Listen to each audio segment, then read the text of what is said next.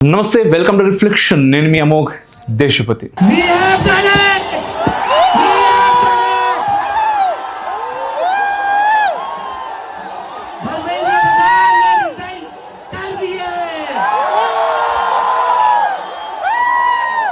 ధర్మేంద్ర ప్రధాన్ రాజీనామా చేశారు.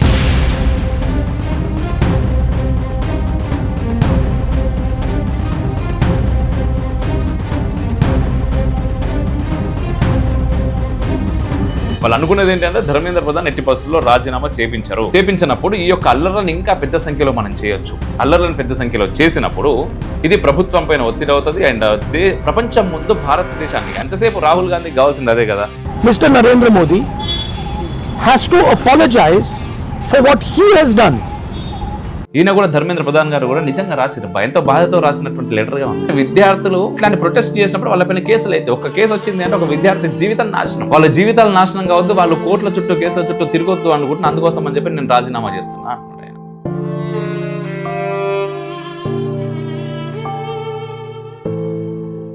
ఒక బిగ్ బ్రేకింగ్ నడుస్తూ ఉన్నది ప్రతి ఛానల్లో కూడా.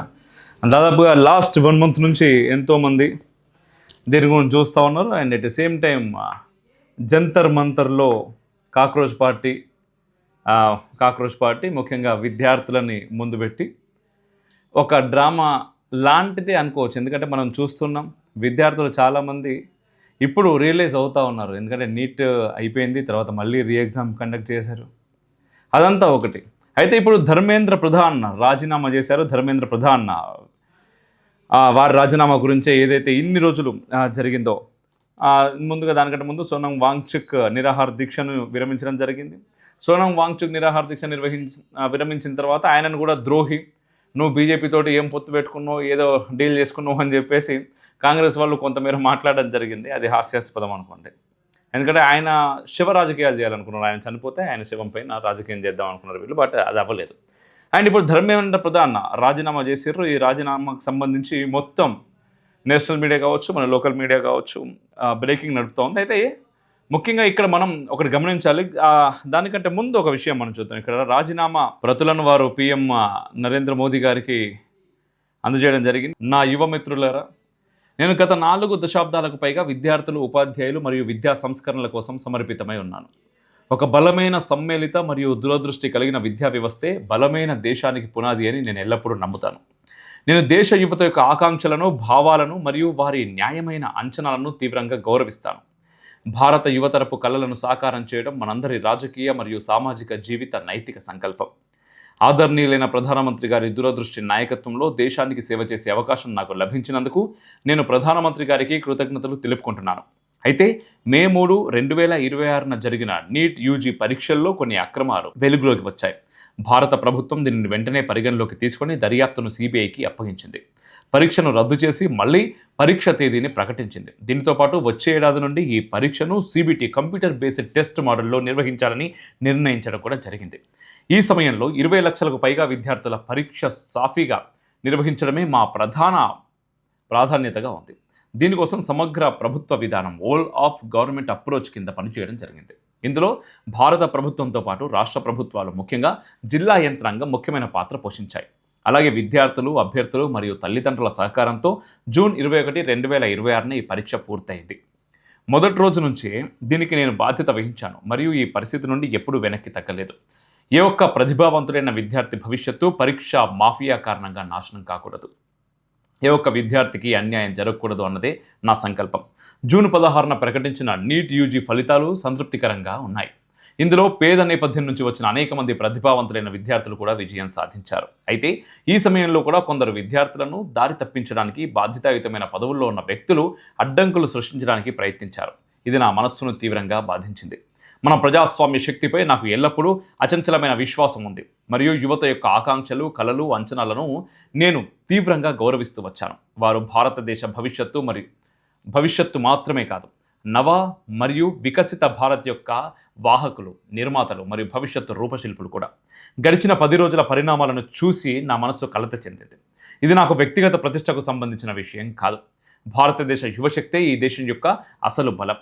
దేశ యువశక్తిని భ్రమల చక్రవ్యూహంలో చిక్కుకోనివ్వము, ఇదే నా సంకల్పం. జంతర్ మంతర్ వద్ద మరియు దేశంలో నెలకొన్న ఈ పరిస్థితిని దేశ వ్యతిరేక శక్తులు తమ స్వలాభానికి వాడుకోకూడదు. దేశ ఐక్యత నిలిచి ఉండాలి. భారతదేశంలో ఏ ఒక్క విద్యార్థి భవిష్యత్తు కూడా న్యాయపరమైన చిక్కుల్లో పడకూడదు. మన పిల్లలు తమ సమయాన్ని చదువుకోవడానికి, కెరియర్ నిర్మించుకోవడానికి వెచ్చించాలి అనే విషయాలను ఆలోచిస్తూ నేను నా రాజీనామా లేఖను గౌరవనీయులైన ప్రధానమంత్రి గారికి పంపాను. నేను ఆదరణీయులైన ప్రధానమంత్రి గారి మార్గదర్శకత్వం, విశ్వాసం మరియు నిరంతర సహకారానికి హృదయపూర్వక కృతజ్ఞతలు తెలుపుతున్నాను. అలాగే మంత్రిమండలిలోని నా సహచరులందరికీ, మంత్రిత్వ శాఖ అధికారులకు, ఉద్యోగులకు మరియు నాతో కలిసి పనిచేసే భాగ్యం పొందిన వ్యక్తులందరికీ నా కృతజ్ఞతలు తెలుపుతున్నాను. దేశ సేవ నా జీవితంలో అత్యున్నత ప్రాధాన్యతగా ఉంది. దీనికి నేను ఎల్లప్పుడూ కట్టుబడి ఉంటాను. ప్రభు శ్రీ జగన్నాథుని ఆశీస్సులతో భవిష్యత్తులో కూడా భారతమాత, ఒడిశా ప్రజలు మరియు దేశ యువత ఆకాంక్షలు నెరవేర్చడానికి ప్రతి రకంగా నన్ను నేను సమర్పించుకుంటాను, మీ ధర్మేంద్ర ప్రధాన్ అని చెప్పేసి యువతను ఉద్దేశించి వీరు 2 పేజీలటువంటి లేఖ రాయడం జరిగింది ధర్మేంద్ర ప్రధాన్ గారు. ఎప్పుడైతే రాజీనామా సమర్పించిన తర్వాత మోదీజీకి రాజీనామా అటు పంపించి, అయితే ఇక్కడ మనం గమనించాల్సింది ఏంటి అంటే, ఈ రాజీనామా పత్రిక అయిపోయిన తర్వాత దేశ ప్రజలను ఉద్దేశించి, ముఖ్యంగా యువతను ఉద్దేశించి వీరు కొన్ని మాటలు మాట్లాడారు. ఏంటి, ఈ యొక్క నీట్ పరీక్షకు సంబంధించి ఖచ్చితంగా ఒక పేపర్ లీకేజ్ జరిగినప్పుడు నేను ముందు నుంచి కూడా దానికి సంబంధించి బాధ్యత తీసుకుంటే ఉన్నాను. ఎక్కడ కూడా నేను వెనక్కి వెళ్ళలేదు. కానీ నా రాజీనామా అనే దీనికి ఏదైనా సొల్యూషన్ చూపిస్తుందా? వాస్తవమే, రాజీనామా ద్వారా సొల్యూషన్ ఏమొస్తుంది అనేది కూడా మనం ఖచ్చితంగా గమనించాలి. ఒకటి. రెండవది, ధర్మేంద్ర ప్రధాన్ రాజీనామా ఎందుకు కావాలనుకుంటా ఉన్నారు ధర్మేంద్ర ప్రధాన్ యొక్క రాజీనామాను? దీనికి సంబంధించి నిజంగా మనం ఒక్కసారి వెనక్కిపోయి చూస్తే మనకు విషయం అర్థమవుతూ ఉంటుంది.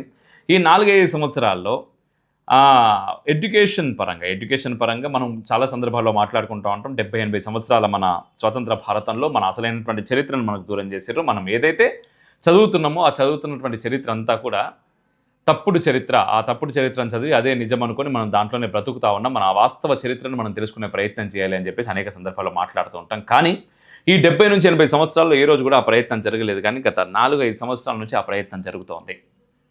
ఎవరైతే అసలైనటువంటి వీరులు ఉన్నారో, ఎవరైతే ఈ భారతదేశానికి మన చరిత్ర, ఎవరి చరిత్రను అయితే మనం తెలుసుకోవాలో అటువంటి చరిత్రను మన పుస్తకాల ద్వారా విద్యార్థులకి తెలిపే ప్రయత్నం 4-5 సంవత్సరాల నుంచి మొదలైంది. దాంట్లో ధర్మేంద్ర ప్రధాన్ నిజంగా చాలా వారి కృషి చాలా ఉంది.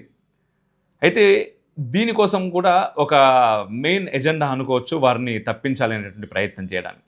And one more thing, Sonam వాంగ్చుక్కి నిరాహార దీక్షను విరమించిన తర్వాత వీళ్ళందరూ కూడా మాట్లాడారు. అండ్ ప్రధాని మోదీ సైతం ఏకంగా అర్ధరాత్రి తన మొబైల్ ద్వారా సెల్ఫీ వీడియో ద్వారా దేశ ప్రజలను ఉద్దేశించి, ముఖ్యంగా విద్యార్థులను ఉద్దేశించి ప్రసంగించడం జరిగింది. తన తరపు నుంచి ఖచ్చితంగా చాలా స్ట్రాంగ్గా రియాక్షన్ ఉంటుంది అని చెప్పే విషయం కూడా చెప్పడం జరిగింది. ఇదంతా చెప్పిన తర్వాత కూడా రాహుల్ గాంధీ వెంటనే మరొక ట్వీట్ చేశారు. ఏంటి అంటే, ఇవన్నీ కాదు, మాకు కావాల్సింది ధర్మేంద్ర ప్రధాన్ రాజీనామా. వాళ్ళు అనుకున్నది ఏంటంటే ధర్మేంద్ర ప్రధాన్ ఎట్టి పరిస్థితుల్లో రాజీనామా చేపించరు. బీజేపీ ప్రభుత్వం నుంచి ధర్మేంద్ర ప్రధాన్ని ఎట్టి పరిస్థితుల్లో రాజీనామా చేపించినప్పుడు ఈ యొక్క అల్లర్లను ఇంకా పెద్ద సంఖ్యలో మనం చేయొచ్చు. అల్లర్లను పెద్ద సంఖ్యలో చేసినప్పుడు ఇది ప్రభుత్వం పైన ఒత్తిడి అవుతుంది. అండ్ ప్రపంచం ముందు భారతదేశాన్ని, ఎంతసేపు రాహుల్ గాంధీకి కావాల్సింది అదే కదా. ఇప్పుడు ఈ దేశాన్ని వదిలి ఎక్కడికి బయటకు పోయినా కూడా ఏం మాట్లాడుతూ ఉంటాడు? నిజంగా ఈ దేశం గురించి, నీకు అభివృద్ధి గురించి మాట్లాడాలి అనుకుంటే నువ్వు ఈ దేశ పార్లమెంట్లో కూర్చొని మాట్లాడు. ఎట్ ది సేమ్ టైం ఈ దేశ ప్రజలతో మాట్లాడి, ఈ దేశ ప్రజలతో మమేకమై అసలు వాస్తవాలు ఏంటి, ఈ దేశ ప్రజలకు ఏం కావాలి, ప్రభుత్వం ఏం చేస్తున్నది అనే విషయం గురించి నువ్వు చర్చించు. ఇవన్నీ కాకుండా ఎక్కడికో పోయి ఈ దేశం గురించి కించపరుస్తూ ఉంటాడు, ఈ దేశ నాయకత్వం గురించి కించపరుస్తూ ఉంటాడు, దేశం గురించి కించపరుస్తూ ఉంటాడు, ఏది పడితే అది మాట్లాడుతూ ఉంటాడు, నోటికి ఎంత వస్తే అంత. ఈరోజు ఆయనకు కావాల్సింది ఏంటిది? రాహుల్ గాంధీకి విచ్ఛిన్నం కావాలి. ఎప్పటి నుంచో చెప్తా ఉన్నారు కదా కేజ్రీవాల్ కానీ, రాహుల్ గాంధీ కానీ, వీళ్ళందరూ చెప్తున్నటువంటి విషయం ఏంటిది? జెన్జీ ప్రొటెక్ట్ని మేము తీసుకొని వస్తాం. ఈ ప్రొటెస్ట్ ఎక్కడి నుంచి తీసుకొస్తాం? ఇప్పుడు నేపాల్లో జరిగినప్పటి నుంచి మాట్లాడుతున్నారు. భారతదేశంలో కూడా ఇట్లాంటి ఒక ప్రొటెస్ట్ జరుగుతుంది, అతి త్వరలో జెన్జీ మొత్తం బయటకు వస్తారు, చేస్తారు, అది అని చెప్పేసి వీళ్ళు ఎంతసేపటికి రాహుల్ గాంధీ ఒకనొక మీడియా సమావేశంలో మాట్లాడుతున్నప్పుడు, రాహుల్ గాంధీ ఇటు సేపు ఇక్కడ ఉన్నటువంటి కేటీఆర్ కూడా ఒక సమావేశంలో మాట్లాడుతున్నప్పుడు, పిల్లల అందరు విద్యార్థులతో మాట్లాడుతున్నప్పుడు జెన్జీ, ఇక్కడ ఉన్నటువంటి జెన్జీ కూడా ప్రొటెస్ట్కి సిద్ధమవుతున్నారు, వీళ్ళందరూ ప్రభుత్వ వ్యతిరేకంగా పనిచేయడానుకుంటున్నారు, ముందుకు వస్తున్నారు, ప్రొటెస్ట్ ఏదో చేస్తారు పెద్ద స్థాయిలో, అది అని మాట్లాడుతున్నప్పుడు కింద ఉన్నటువంటి పిల్లలు అన్నారు, లేదు మేము అట్లా చేయము అని చెప్పేసి. ఓ అవునా, రాహుల్ గాంధీ కూడా అట్లాంటి అనుభవం ఎదురైంది. వీళ్ళందరూ ఏంటంటే ఏదో రకంగా విద్యార్థులని ఉసిగొల్పాలి ప్రభుత్వం మీద.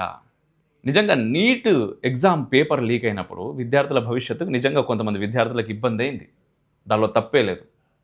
అటువంటివి కాకుండా జరగాలి. అట్లాంటివి గతంలో కూడా చాలా జరిగినాయి. ఇప్పుడు గతం గురించి మనం మాట్లాడాల్సిన అవసరం లేదు. ఎన్నిసార్లు జరిగినా మరొకసారి జరగకుండా ఉండాలి. ఇప్పుడు జరిగింది ఆ తప్పును ఎట్లా సరిదిద్దుకోవాలి? దాని ద్వారా దాని బాధ్యత ఎవరు తీసుకోవాలి, ఎవరికైతే ఇబ్బంది అయిందో వాళ్ళకు ఉపశమనం ఎట్లా కలిగించాలి, దీని గురించి మాట్లాడాలి, దీని గురించి మనకు కావాలి. కానీ అక్కడ నీట్కి సంబంధించి 20-25 రోజుల నుంచి జరిగినటువంటి మొత్తం దాంట్లో దేని గురించి మాట్లాడుతున్నారు ఎక్కువగా, ఎవరెవరు మాట్లాడుతున్నారు? నిజంగా ఎన్జిఓలు అందరూ వచ్చి ఈ ఎఫ్సిఆర్ఏకి సంబంధించినటువంటి నిబంధనలు చాలా కఠినతరం చేస్తారు, ఫారెన్ ఫండ్స్ తీసుకొచ్చారు, కష్టమవుతుంది అనే దాని దగ్గర వచ్చారు జనాలందరూ, వీళ్ళందరూ వచ్చారు. మళ్ళీ తర్వాత లెఫ్ట్ బ్యాచ్ అంతా వచ్చింది, కమ్యూనిస్టులు అందరూ వచ్చారు. అక్కడ విద్యార్థులను వాడుకుంటున్నారు. ఈయన కూడా ధర్మేంద్ర ప్రధాన్ గారు కూడా నిజంగా రాసిరు, ఎంతో బాధతో రాసినటువంటి లెటర్గా ఉంది.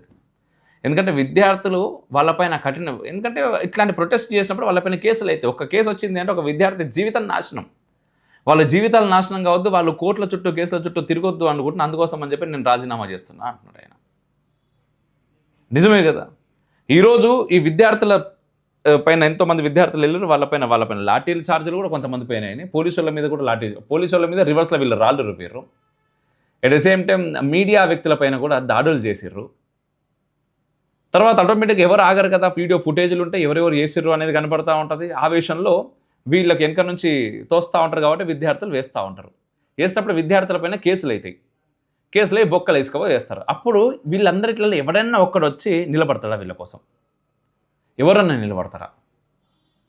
ఏ రాజకీయ నాయకుడు కూడా నిలబడడు. వాళ్ళకి కావాల్సింది ఏంటిది? ఈ ప్రొటెస్ట్ అరే ఇక్కడ ఆగిపోయింది, ధర్మేంద్ర ప్రధాన్ రాజీనామా చేయకపోతే మంచుకుంటుండే కదా అనుకుంటారు. ఇంకా వాళ్ళు రాజీనామా చేయకపోతే ఇంకా చేయొచ్చు, పార్లమెంటు ముట్టడంటారు, ఎర్రకోట ముట్టడంటారు, ఇంకేదో ముట్టడంటారు. తర్వాత దేశం మొత్తాన్ని స్తంభించకుండా చేయాలి అంటారు. నిన్న స్కూల్స్ బంద్ చేశారు. నిజంగా హైదరాబాద్లో పిల్లగాడు అన్ని కూడా స్కూల్ బంద్ చేస్తూ ఉంటే అసలు నువ్వేనివి, నేను స్కూల్కి పోయి నేను కాలేజీకి పోయి నేనే చదువుకుంటా అంటే నువ్వు వచ్చి బంద్ చేస్తా ఉన్నావు, ఎందుకోసం బంద్ చేస్తా ఉన్నావు అంటే నీట్ పేపర్ లీక్ అయింది కదా అన్నాడు ఆయన. సరే అసలు నీట్ ఫుల్ ఫామ్ ఏంటిది చెప్పబావు సార్ అన్నాడు ఆయన. వీనికి తెలియదు, నీట్ ఫుల్ ఫామ్ తెలియదు, అసలు నీట్ అనే ఎగ్జామ్ ఎందుకు రాస్తారో తెలియదు, ఎవరు రాస్తారో తెలియదు, అది రాయడానికి వాళ్ళ క్వాలిఫికేషన్ ఏంటిదో తెలియదు,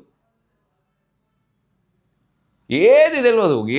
ఏదో రకంగా ప్రభుత్వాన్ని ఇరకాటంలో పెట్టాలి, ప్రభుత్వాన్ని ఇరకాటం పెట్టాలి. నిజంగా హిందూ వ్యతిరేక శక్తులు ఈరోజు ప్రపంచం మొత్తం మీద ఉన్నాయి, వాళ్ళందరూ కూడా సపోర్ట్ చేస్తున్నారు. ఒక్కసారి మీరు వెనుకకు పోయి చూడుర్రి, ఈ యొక్క కాక్రోచ్ జనతా పార్టీ అనేటువంటి హ్యాండిల్ రాత్రికి రాత్రి ఎట్లా పుట్టుకొచ్చిన తర్వాత దానికి లక్షల ఫాలోవర్స్ ఎక్కడి నుంచి వచ్చిర్రు, వచ్చినటువంటి ఫాలోవర్స్లో ఎక్కడి నుంచి ఎక్కువ మంది ఉన్నారు, ఆడిక్కడికి వచ్చిన తర్వాత ఇన్ని రోజులు అనామకుడుగా ఒక్కడు వచ్చిండండి ఆ దేశం నుంచి. ఇక్కడికి వచ్చిన రోజు ఆ మనిషి గంట సేపు ఎండలో నిలబడలేకపోయిండు. అట్లాంటి వ్యక్తితోటి ఇన్ని రోజులు ప్రొటెస్ట్ ఎట్లా చేయించారు? ఫస్ట్లో చూస్తే 100 నుంచి 200 మంది జనాలు కూడా అక్కడ లేరు, రావడానికే సిద్ధంగా లేరు. అట్లాంటిది గుమిగూడి జనాలను ఎక్కడి నుంచి తీసుకొని వచ్చారు? ఇన్ఫ్లుయెన్సర్లు, సినిమా ఆర్టిస్టులు కూడా బయటకు వచ్చి చెప్తున్నారు కదా, మాకు ట్వీట్ చేస్తే 50,000 నుంచి లక్షలు ఇస్తామని చెప్పారు అని చెప్పేసి అవన్నీ బయట కనబడతా ఉన్నాయి కదా. అండ్ అక్కడ ఫుడ్ ఆర్డర్లు కనబడతా ఉన్నాయి కదా. ఇన్ని కోట్ల రూపాయలు ఒక ప్రొటెస్ట్ గురించి ఎక్కడి నుంచి వస్తున్నాయి? ఎవడు ఆలోచించాలి ఇది? కామన్గా ఇప్పుడు ఈ వైడి అంతా చేసిన తర్వాత ఈ గొర్రెనా కొడుకులు ఉంటారు, ఈ గొర్రెనా కొడుకులు అందరూ ఏం మాట్లాడతామంటే నువ్వు బీజేపీకి అమ్ముడు పోయినావు, ఐటీ సెల్లులకు అమ్ముడు పోయినావు, ఐటీ సెల్లోళ్ళు మీరందరూ మీకు పైసలు ఇస్తా ఉన్నారు, పీక్తా ఉన్నారు, అది చెప్పిస్తున్నారు, ఇది చేస్తా ఉన్నారు అని చెప్పి మాట్లాడుతూ ఉంటారు. అరే దేశం గురించి ఆలోచిస్తే నీకు కూడా ఇదే ఆలోచనలు వస్తుందిరా. దేశం గురించి ఆలోచిస్తే మీకు కూడా ఇట్లనే ఆలోచన వస్తుంది. ఎందుకంటే దేశం నాశనం కావాలి అనుకునేటువంటి అవన్నీ, దేశం నాశనం కావద్దు అనుకున్నప్పుడు ఏమవుతుందంటే నీట్ తప్పు జరిగింది, శిక్ష అనుభవించాలి, కథం దానికి సంబంధించింది ఓకే. ఈ రిమైనింగ్ అంతేంటిది? ఎందుకోసం జరుగుతున్నది? ఇన్ని కోట్ల రూపాయలు ఎక్కడి నుంచి వస్తున్నాయి? ఎందుకోసం వస్తున్నాయి? ఎవరి మీద పెడుతున్నారు? రాత్రికి రాత్రి ఒకడు ఎట్లా హీరో అయిండు? అసలు సోనం వాంగ్చుక్ అనే వ్యక్తిని ఇన్ని సంవత్సరాలు ఎట్లా లేపుకుంటూ వచ్చిర్రు? లేపి తర్వాత ఆయన ఏ విషయాల గురించి మాట్లాడుతూ ఉన్నాడు? ఒక హీరో అయిన తర్వాత, ఒక బ్రాండ్ వచ్చిన తర్వాత ఫేస్కి. ఇప్పుడు సోనం వాంగ్చుక్ భార్యనే కదా ఏకంగా రాహుల్ గాంధీని తిరుగుతూ ఉన్నది. ఇట్లాంటి రాజకీయాలు చేసిరేంది, శివ రాజకీయాలు చేస్తున్నారు మీరు అని చెప్పేసి. ఇదే సోనం వాంగ్చుక్ దాదాపు తన ప్రాణం పోని అనుకున్నాడు రాహుల్ గాంధీ కోసం.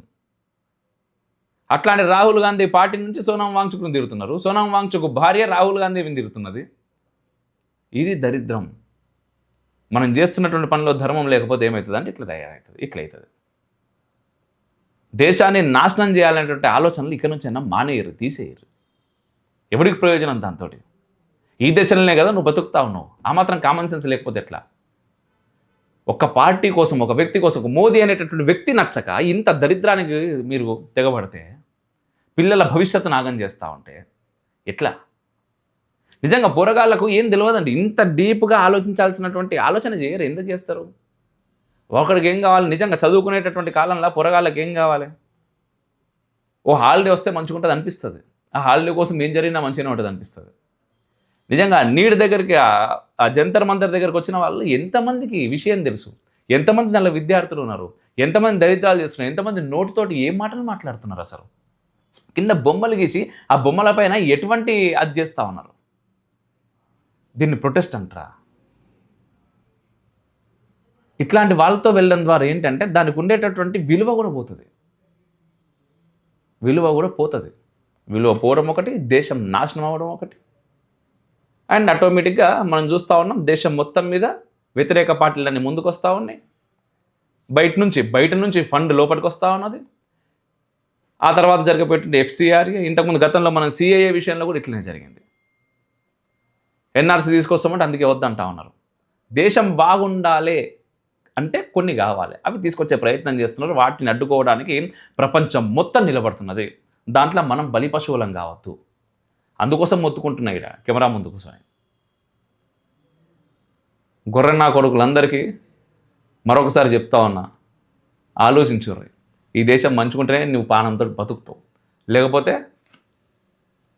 సస్తావు. జై హింద్, మేరా భారత్ మహాన్.